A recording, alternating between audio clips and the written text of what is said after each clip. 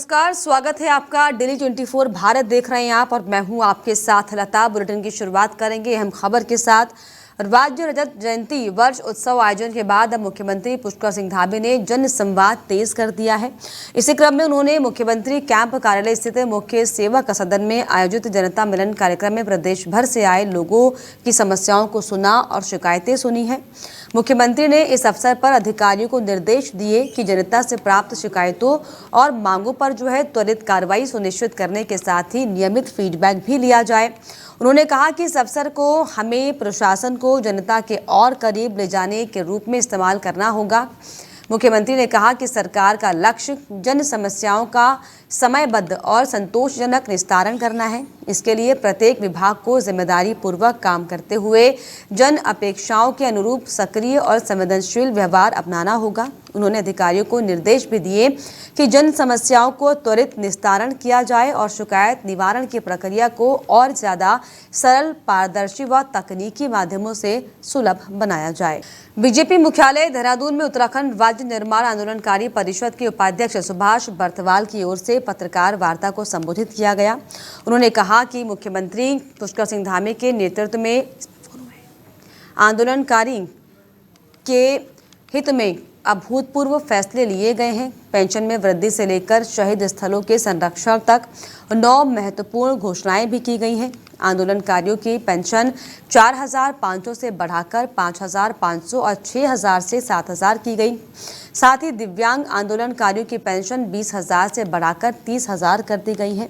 शहीद स्थलों, सड़कों, अस्पतालों और विद्यालयों का नामकरण आंदोलन के शहीदों के नाम पर किया जाना धामी सरकार का ऐतिहासिक काम है, जिसके लिए आंदोलनकारी उनके साथ राज्य के समग्र विकास के लिए कंधे से कंधा मिलाकर चलने के लिए तैयार हैं।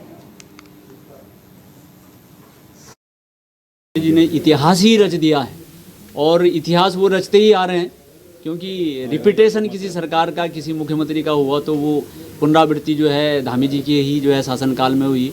वो दूसरी बार मुख्यमंत्री बने, दूसरी बार सरकार बनी। और राज्य आंदोलनकारियों के संदर्भ में कह रहा हूँ कि 2-2 बार सुविधाओं को देने का काम हुआ। उन्हीं के कार्यकाल में 10% क्षैतिज आरक्षण हुआ, उन्हीं के कार्यकाल में पहले जो है वृद्धि हुई, और उन्हीं के कार्यकाल में ये जो मैंने आपको अभी जो है पढ़कर सुनाया, तो ये जो 9 घोषणाएं हुई हैं, ये एक मुख्यमंत्री के कार्यकाल में एक साथ किसी समय पर हुई हों, ये बहुत ही, मैं समझता हूँ कि एक बिरला ही जो है एक काम हुआ है। और जो मैंने तमाम डिटेल आपको बताई है कि उन्होंने जो हमारी जो है 4,500 रुपये जो पेंशन थी उसको 5.5 कर दिया है, जो 6 थी उसको 7 कर दिया है, जो हमारे दिव्यांग थे उनकी जो पेंशन थी जो उसको 20,000 से 30,000 कर दिया है, 2 मेडिकल अटेंडेंट उनको दे दिए हैं। जो शहीद स्थल हैं उत्तराखंड के अंदर जहाँ जहाँ पर भी होंगे उनको सरकार जो है संरक्षित संवर्धित करने का काम करेगी। इसके अलावा जो है जो सड़कें हैं, पार्क हैं, अस्पताल हैं, विद्यालय हैं, उनको उत्तराखंड राज्य आंदोलन के शहीदों के नाम पर उनका जो है नामकरण होगा। इस तरह की जो घोषणाएं उन्होंने की हैं, चिन्हीकरण खोलने का जो सबसे बड़ा काम हुआ है, वो मैं समझता हूं कि एक ऐतिहासिक काम है। और इस पर ज्यादा जानकारी के लिए उत्तराखंड ब्यूरो चीफ अस्करी जाफरी मेरे साथ जुड़ गए। अस्करी, आंदोलनकारियों की पेंशन में वृद्धि की गई है, शहीद स्थलों के संरक्षण में 9 महत्वपूर्ण घोषणाएं की गई है, और क्या क्या खास? देखिए, बिल्कुल कह सकते हैं तमाम जो राज्य आंदोलनकारी हैं उनके लिए बड़ी सौगात मुख्यमंत्री पुष्कर सिंह धामी ने दी है, जिसमें अगर हम बात करें इनकी पेंशन को 4500 से बढ़ाकर 5500 रुपए किया गया है। साथ ही 6,000 जिनको अभी तक मिल रही थी पेंशन को 7,000 रुपए किया गया है। इसके साथ ही दिव्यांग जो आंदोलनकारी हैं उनको 20,000 से बढ़ाकर 30,000 रुपए की घोषणा की गई है, क्योंकि हमने देखा है कि तमाम जो प्रदेश के ऐसे पर्यटक स्थल हैं या सड़कें हैं, वो कई इस तरह के जगह हैं जो राज्य आंदोलनकारियों के नाम पर है, शहीदों के नाम पर है। जिस तरह से 25 साल पूरे हुए हैं उत्तराखंड राज्य के और जयंती के रूप में इसको राज्य भर में मनाया गया है, तो इसी कड़ी में बड़ी सौगात मुख्यमंत्री पुष्कर सिंह धामी ने तमाम जो आंदोलनकारी हैं उनको दी है, जिससे कहीं ना कहीं तमाम जो प्रदेश के राज्य आंदोलनकारी हैं या जो उनके आश्रित परिवार हैं, वो उनमें काफी खुशी की लहर इसमें देखी गई। बिल्कुल, हालांकि आंदोलनकारियों के हित में ये बड़ा फैसला धामी सरकार की तरफ से लिया गया। ऐसे में आंदोलनकारियों की तरफ से हालांकि आप कह रहे हैं कि खुशी का माहौल है, क्या वो संतुष्ट हैं? हालांकि पेंशन बढ़ा दी गई है, लेकिन तमाम कई अन्य भी मांगे लगातार जो है लंबे समय से आंदोलनकारी करते रहे हैं, उत्तराखंड के लिहाज से, पहाड़ के लिहाज से। देखिए बिल्कुल लता, चूंकि अभी अगर हम प्राथमिक दृष्टिया बात करें तो इसमें चूंकि बहुत लंबे समय से ये मांग भी तमाम जो राज्य आंदोलनकारी उनकी चल रही थी, खासतौर से तमाम जो दिव्यांग आंदोलनकारी हैं उनकी ये मांग चल रही थी। अभी तक उनको 20,000 रुपए मिल रहे थे, लेकिन एकाएक 10,000 रुपए बढ़ जाते हैं, यानी 30,000 रुपए अब उनको मिलेंगे। तो कहीं ना कहीं बहुत ज्यादा खुशी की लहर खासतौर से तमाम जो दिव्यांग आंदोलनकारी है उनमें देखी जा रही है, क्योंकि बहुत लंबे समय से इस तरह के प्रपोजल जो है सरकार में घूम रहे थे, शासन में घूम रहे थे, उन पर कहीं ना कहीं स्वीकृति दिखाई है मुख्यमंत्री विष्णु धामी ने। और कहीं ना कहीं तमाम जो प्रदेश की एक बड़ी तादाद में आंदोलनकारी है उनके लिए एक बड़ी सौगात के रूप में इसको देखा जा रहा है, जिसमें तमाम जो आंदोलनकारी है उनके परिवार है उनको सीधा इससे फायदा पहुंचेगा। चलिए, सीधे उनको जो है फायदा पहुंचेगा और इसको लेकर जो है आंदोलनकारी भी काफी उत्साहित दिख रहे हैं। बहुत शुक्रिया अस्करी इस पर जानकारी के लिए। आप बने रहिए, आपसे आगे भी अपडेट लेंगे। तो आपको बता दें कि दरअसल आंदोलनकारियों को लेकर धामी सरकार का ये ऐतिहासिक कदम, जिसमें उनकी पेंशन में वृद्धि की गई, जिसको लेकर जो है आंदोलनकारी और जो तमाम ऐसे लोग जिन्होंने उत्तराखंड को बनाने में, निर्माण करने में जो है योगदान दिया था, वो काफ़ी खुश धामी सरकार के फैसले से दिखाई पड़ रहे हैं। वहीं मसूरी में मंगलवार को पूर्व मुख्यमंत्री हरीश रावत ने शहीदों को श्रद्धांजलि अर्पित की है और आंदोलनकारियों व शहीद परिवारों को शॉल व फूलमाला पहनाकर उन्हें सम्मानित भी किया।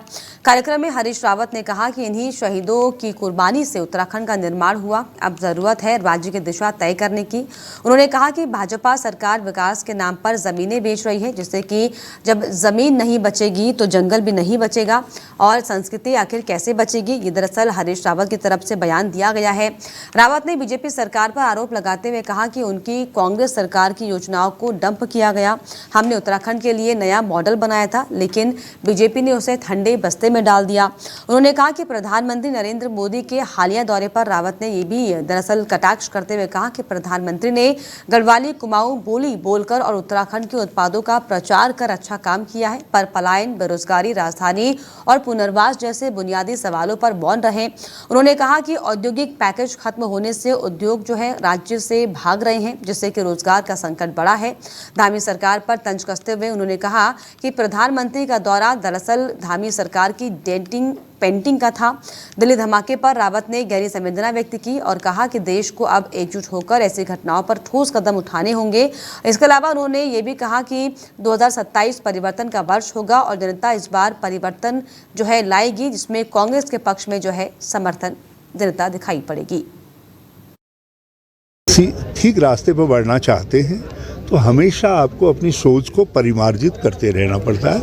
आज मैं भी अपनी सोच को परिमार्जित करने के लिए यहाँ आया हूँ और आंदोलनकारियों के साथ हमारी पार्टी के सब वरिष्ठ नेता भी आए हैं। हम लोग बैठेंगे। हमने जब राज्य बना उसके 14 साल तक, 2014 तक केवल उत्तर प्रदेश के मॉडल को हम फॉलो करते रहे। मैंने उसमें कुछ परिवर्तन लाने का, हमारी सरकार ने 2014 के बाद कुछ परिवर्तन लाने का प्रयास किया। कई नई पहलें प्रारंभ की, कई नई सोचें आगे बढ़ाई, लेकिन 2017 के बाद उन सोचों को डंप कर दिया गया, उसको आगे नहीं बढ़ाया गया। और आज इसीलिए जल जंगल और ज़मीन की बात हो रही है। ज़मीन बिक रही है, ज़मीन चली जाएगी तो परिवेश, जंगल कहाँ से बचेंगे? जंगल नहीं और परिवेश नहीं बचेगा तो संस्कृति कहाँ से बचेगी? आज गंभीर सवाल उत्तराखंड के सामने खड़े हो गए हैं और जल जमीन जंगल नहीं रहेंगे तो बच्चों का भविष्य कहाँ रहेगा? उत्तराखंड के रूप में हमारा अस्तित्व कहाँ पर रहेगा? उनका बड़ा आभारी हूँ कि उन्होंने कुछ गढ़वाली में, कुछ कुमाऊनी में बोलते। ठीक रास्ते पर बढ़ना चाहते हैं तो हमेशा आपको अपनी सोच को परिमार्जित करते रहना पड़ता है। आज मैं भी अपनी सोच को परिमार्जित करने के लिए यहाँ आया हूँ और आंदोलनकारियों के साथ हमारी पार्टी के सब वरिष्ठ नेता भी आए हैं। हम लोग बैठेंगे। हमने जब राज्य बना उसके 14 जानकारी के लिए आप अस्करी मेरे साथ बने हुए हैं। अस्करी, इस तरीके से अब चुनाव नजदीक है और ऐसे में अब जल, जंगल और जमीन की जो है चिंता नेताओं को दिखाई पड़ रही है और इसी कड़ी में हरीश रावत जो है धामी सरकार को घेरते हुए दिखाई पड़ रहे हैं। प्रधानमंत्री नरेंद्र मोदी के दौरे को लेकर जो उनका बयान सामने आया है, इस पर क्या जानकारी? देखिए बिल्कुल लता, चूंकि प्रदेश के पूर्व मुख्यमंत्री हरीश रावत कद्दावर नेता है, कांग्रेस की साख गिने जाती है उत्तराखंड में, और जाहिर है वो लगातार बहुत मुखरता से अपनी बात रखते हैं। वो विपक्षी होने का पूरा जो फर्ज है वो निभाते हैं। अगर हम अभी बात करें, चूंकि 9 नवंबर को प्रधानमंत्री नरेंद्र मोदी ने दौरा किया था उत्तराखंड के FRI में, उनका एक बड़ा भव्य कार्यक्रम हुआ। चूंकि रजत जयंती थी, उस उपलक्ष्य में प्रधानमंत्री नरेंद्र मोदी यहाँ पर आए थे, जिसके चलते लगातार जो है विपक्षी तमाम जो नेता है, खासतौर से अगर हरीश रावत की बात करें, वो लगातार मुखर नजर आ रहे हैं। उन्होंने साफ तौर से कहा है कि पूरी तरह से जो कार्यक्रम था, एक तरह से भाजपा का कार्यक्रम था, पूरी जुमलेबाजी हुई है। और इसमें चूंकि वो 25 सालों का जो पूरा एक इतिहास है उत्तराखंड का, उसको वो याद कर रहे हैं, और लगातार जिस तरह से कटाक्ष कर रहे हैं कि जो 25 साल में होना चाहिए था, खासतौर से बीजेपी गवर्नमेंट में, वो नहीं हुआ। हालांकि इन 25 सालों में कांग्रेस का टेन्योर भी रहा, कांग्रेस का शासनकाल भी रहा प्रदेश में, तो जाहिर है वो अपने कार्यकाल को छोड़ते हुए जो सत्तासीन पार्टी है भाजपा, उस पर निशाना साध रहे हैं। तो कहीं ना कहीं कहा जा सकता है लगातार, चूंकि 2027 चुनाव नजदीक है, कहीं ना कहीं टारगेट कर रहे हैं हरीश रावत लगातार भाजपा को, और कहीं ना कहीं ये बात कहने की भी कोशिश में है कि 2027 में जो उत्तराखंड की जनता है वो भाजपा को सबक सिखाएगी अपने वोट के जरिए। तो कहीं ना कहीं कहा जा सकता है मुख्य विपक्षी दल हर एक मुद्दे को लेकर काफी मुखरता से अपनी बात रख रहा है, और खासतौर से अगर हम हरीश रावत की बात करें तो वो छोटे से बड़े मुद्दे को लेकर जो है काफी सक्रिय रहते हैं। इस एज में भी तो आप अंदाजा लगा सकते हैं कि किस तरह से वो मुद्दे उठाते हैं, और हर एक जो मुद्दा होता है उसका मुंह तोड़ जवाब भी वो देते हैं। अभी जिस तरह से मोदी ने यहाँ पर, प्रधानमंत्री नरेंद्र मोदी ने यहाँ पर दौरा किया, उसको लेकर तमाम जो छोटे बड़े नेता हैं कांग्रेस के, वो लगातार उसकी मुखालफत कर रहे हैं, लगातार उसके विरोध में बोलते नजर आ रहे हैं। क्योंकि जिस तरह से अगर हम बात करें प्रधानमंत्री नरेंद्र मोदी की, उन्होंने 8,000 करोड़ से ज्यादा की योजनाओं की सौगात यहाँ पर दी है, लेकिन उसको कहीं ना कहीं जुमलेबाजी करार दे रहे हैं तमाम जो कांग्रेस के सरकार के कामों को जुमलेबाजी करार दे रहे हैं। लेकिन ऐसे में सवाल तो ये भी बनता है कि जब सरकार कांग्रेस की उत्तराखंड में थी तो तब आखिर क्यों नहीं इतनी चिंता थी। फिलहाल बहुत शुक्रिया आपका अस्करी तमाम जानकारियों के लिए, तमाम बातचीत के। तो आपको बता दें, दरअसल हरीश रावत ने जो है शहीदों का सम्मान किया है, उन्हें नमन किया। इसके अलावा उन्होंने धामी सरकार के कामों को लेकर और प्रधानमंत्री नरेंद्र मोदी के उत्तराखंड में दौरे को लेकर जो है कटाक्ष करते हुए साफ तौर पर कहा कि उत्तराखंड में जो है सिर्फ और सिर्फ जो है जुमलों की सरकार चल रही है। अब जो है जनता जागरूक है और 2027 में जो है इसका सीधा जो परिणाम है वो देखने को मिलेगा। वहीं रुड़की में राज्यसभा सांसद कल्पना सैनी ने अपनी सांसद निधि से कराए गए निर्माण और विकास कार्यों का निरीक्षण किया है। इस दौरान उनके साथ जो है नारसान ब्लॉक के खंड विकास अधिकारी सुभाष सैनी भी मौजूद रहे। सांसद सबसे पहले ढंढेरा के देव एनक्लेव की गली नंबर 1 में पहुंची, जहां पर उन्होंने इंटरलॉकिंग सड़क निर्माण कार्य की गुणवत्ता का जायजा लिया। इसके बाद वो जो है मखदुमपुर इंटर कॉलेज पहुंची और वहां पर अपनी निधि से कराए गए निर्माण कार्यों का निरीक्षण किया है। निरीक्षण के दौरान सांसद ने ग्रामीणों से भी बातचीत कर कार्यों की गुणवत्ता और पारदर्शिता को लेकर जानकारी ली है। उन्होंने कहा कि विकास कामों में किसी भी प्रकार की लापरवाही बर्दाश्त नहीं की जाएगी। सांसद कल्पना सैनी ने कहा कि वो अपनी निधि से किए जा रहे सभी कार्यों की गुणवत्ता पर विशेष ध्यान दे रही हैं। साथ ही साथ उन्होंने क्षेत्रवासियों से अपील भी की है कि वे अपने आसपास हो रहे निर्माण कार्यों पर नजर रखें और अगर कोई भी अनियमितता दिखाई पड़ती है तो इसकी जानकारी तुरंत दी जाए। क्या पाया? मैंने अपने यहाँ के नागरिकों से बात की, वो पूर्णतः संतुष्ट हैं। मैंने भी देखा कार्य अच्छा हुआ है और मैं यही देखने भी आई थी कि जो धनराशि मैंने कार्य के लिए दी है वो जमीन पर लगी है या नहीं। मैंने उसे मानकों के अनुरूप पाया। कार्यदायी संस्था यहाँ की ब्लॉक था, ब्लॉक के अधिकारी भी मेरे साथ हैं। मैं उनको भी आभार व्यक्त करती हूँ, उनकी निगरानी अच्छी थी, कार्य अच्छा हुआ। जिस भी ठेकेदार ने ये कार्य किया होगा उसने कार्य अच्छा किया है, सारे गली वाले संतुष्ट हैं, तो मैं उसका भी आभार व्यक्त करती हूँ। और सबसे ये अपेक्षा रखती हूँ कि जब जब जहाँ जहाँ मेरा कार्य है तो वहाँ के निवासी ध्यान दे कि वो कार्य मानकों के अनुरूप हो, सही हो और लंबे समय के। उपनेता प्रतिपक्ष और खटीमा विधायक भुवन कापड़ी के जन्मदिन पर खटीमा के कई इलाकों से आए हुए कांग्रेस कार्यकर्ताओं की ओर से बाबा भारमल मंदिर पर विधायक का जन्मदिन जो है हर्षोल्लास के साथ मनाया गया। इस अवसर पर युवा कांग्रेस कार्यकर्ताओं ने केक काटकर विधायक के जन्मदिन का जश्न मनाया। महिला कांग्रेस जिलाध्यक्ष रेखा सोनकर ने इस अवसर पर कहा कि आज खटीमा के लोकप्रिय विधायक भुवन चंद कापड़ी को जो है जन्मदिन का जो है ये पावन मौका में खासतौर पर ये पूजा पाठ की गई है, जिसको भारामल मंदिर में बड़ी धूमधाम से मनाया जा रहा है और भंडारे का आयोजन कर मंदिर पर आए हुए सभी श्रद्धालुओं को भोजन कराया गया है। वहीं पूर्व सैनिक संगठन के पूर्व अध्यक्ष कुंवर सिंह खनका ने उनके 45वें जन्मदिवस की शुभकामनाएं देते हुए उनके बीते समय के कार्यों को याद किया। विधायक भुवन कापड़ी ने कहा कि पौराणिक बाबा भारामल मंदिर जो कि खटीमा क्षेत्र में प्रसिद्ध है, जिसमें साल में 2 बार बड़े भंडारे होते हैं, जिसमें दूर दराज से आने वाले श्रद्धालु बड़े ही श्रद्धा के साथ सेवा करते हैं। वहीं उन्होंने अपने क्षेत्र की जनता की कुशलता की कामना की। जन्मदिन के अवसर पर विधायक जी की माता ने भारामल बाबा से उनके कुशलता की कामना की। इस अवसर पर कांग्रेस कार्यकर्ताओं के साथ ही खटीमा भारामल पंडाल में फलों का वितरण कर बाबा भारामल से कामना की गई कि विधायक भुवन कापड़ी को दीर्घ आयु प्रदान करें और उनके यश कीर्ति में निरंतर वृद्धि होती रहे। भारामल बाबा की खटीमा में पूरी कृपा है और बहुत आस्था का प्रतीक है। हमारे पूरे क्षेत्र के लोग साल में लगभग 2 तो हर वर्ष यहाँ पर बड़े भंडारे होते हैं, जिसमें सारे लोग पूरे खटीमा, टनकपुर, बनबसा, सितारगंज, नानमता के लोग इसमें खुद आकर सहयोग करते हैं और ये आस्था का प्रतीक है। बहुत ही पौराणिक ये जगह है। तो आज हम लोगों ने यहाँ भंडारा किया और पूरे क्षेत्र के लोगों को हमने कहा कि भाई क्षेत्र की सुख समृद्धि और तरक्की के लिए हम यहाँ बाबा से प्रार्थना कर रहे हैं। मैं चाहूंगी कि जो हमारे माननीय विधायक भुवन कापड़ी जी हैं, बहुत ही सरल स्वभाव के व्यक्ति हैं और साधारण जीवन जीना उनका एक जो व्यक्तित्व की पहचान है, वो साधारण जीवन है। तो उन्होंने विवाह भी अपना इसी तरह मंदिर में किया था और तब से आज तक वो भारामल में और धार्मिक स्थलों पे, क्योंकि एक तो धार्मिक प्रवृत्ति के भी है वो, और धार्मिक स्थलों पर जहाँ पर आम जनता भी आ जाए, क्योंकि होटलों में तो बड़े बड़े वीआईपी ही जा पाएंगे, और इस जगह पर, इस धार्मिक स्थल पर हमारी जनता भी आएगी और भी जो धार्मिक प्रवृत्ति के लोग हैं वो भी आएंगे और आने जाने का साधन भी है यहाँ पर, क्योंकि होटलों में भैया ये सब नहीं हो पाता है। इसलिए यहाँ पर हम लोग सभी लोग एक साधारण सी जन्मदिन एक व्यक्ति नेता है उत्तराखंड के, जिन्होंने विधायक बनने से पहले कई कुछ घर बनाए और आज मंदिर में ये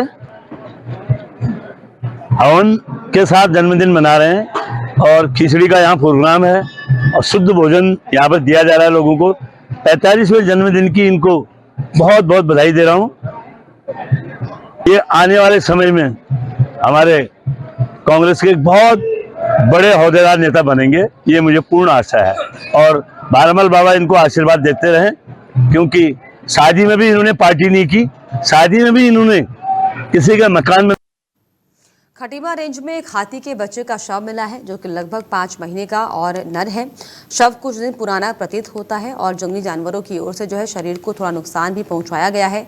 इसको लेकर प्रथम दृष्टया ऐसा प्रतीत है कि हाथी के बच्चे की मृत्यु किसी जंगली जानवर के साथ संघर्ष में हुई होगी।